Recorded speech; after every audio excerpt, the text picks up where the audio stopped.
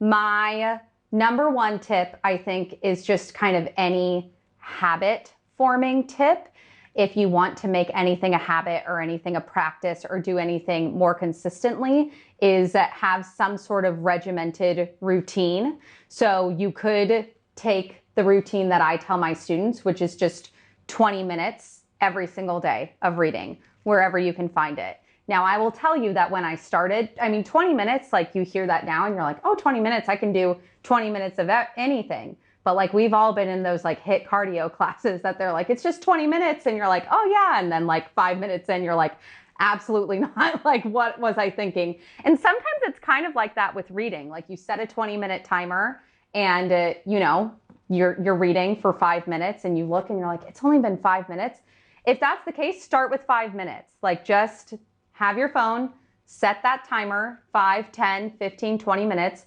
Throw your phone across the room safely so that way you're not like tempted to check it, and then read until the timer goes off.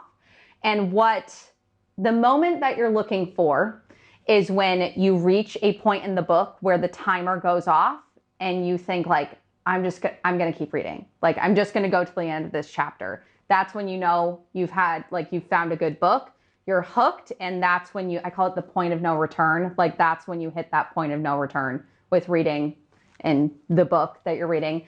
My second tip would definitely be, this is going to sound cheesy, but I do this with my students all the time, is celebrate your reading. If you love a book, celebrate it. If you finish a book, celebrate that. If that's, whether it's posting on social media, like I just finished this book and just posting a picture of it, fantastic. Whether it's like, calling up a friend, calling up a family member, something like that, sharing that you finished a book, if you loved a book, anything like that, like celebrate that. We do not age out of like being proud of accomplishments. And finishing books is absolutely an accomplishment because it means that you were in another world. It means you gained another perspective. It means that you have a story in your head that wasn't there before. And so that absolutely deserves like celebration. Celebrate, your accomplishments. And then I would say I said like habit forming, like dedicate time, try to make it like daily or some sort of regimented routine. 2 is celebrate it, because when you feel good about a certain habit, like that's what's going to cause you to do, it again. And then I think that one of my biggest things and what drives me to keep reading is sharing about books. Which kind of goes hand in hand with celebrating it, but you can celebrate reading, solo and on your own. But like I personally have like a social media page that's dedicated to kind of like bookish things, but it doesn't even have to like look like that. Through word of mouth. If you talk about the things that you love, it's going to cause you to want to do those things more.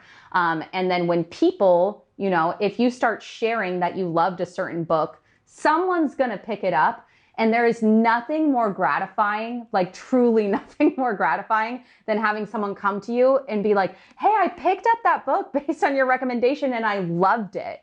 And I think that it's just kind of such a unique thing to have that shared experience of loving a book with someone else, whether it's a friend, whether it's a family member, whether it's a student. Like I know that's how a lot of my really solid relationships with my students are formed, is based off of loving a similar book and talking about it. So routine, sharing your love of reading, and then celebrating your reading as well. My 3 tips. Okay, to that point, can you tell us where we can find you, where we can see your recommendations and celebrations and you sharing more about what you've been reading? Yes. So I have an Instagram and it's Miss B Overseas. That's where you can find me on Instagram. I also have a YouTube channel that's kind of up and coming. Well, not up and coming, it's there. You can go find me. I'd love to dedicate more time to that, but that is also Miss B Overseas.